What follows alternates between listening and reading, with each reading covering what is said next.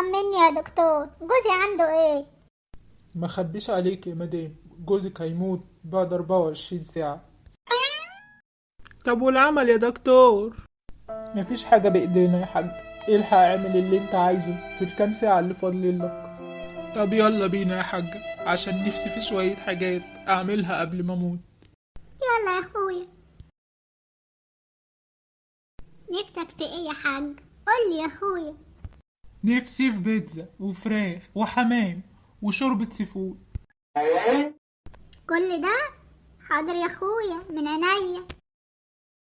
عجبك الاكل يا اخويا؟ اه تسلم ايديك يا حاجة. عاوز حاجة تانية يا اخويا؟ يا سلام بقى لو كيكة وكوباية شاي.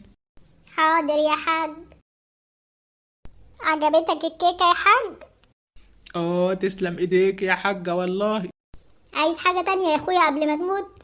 اه يا سلام بقى لو تعملي كوباية كوكتيل فواكه.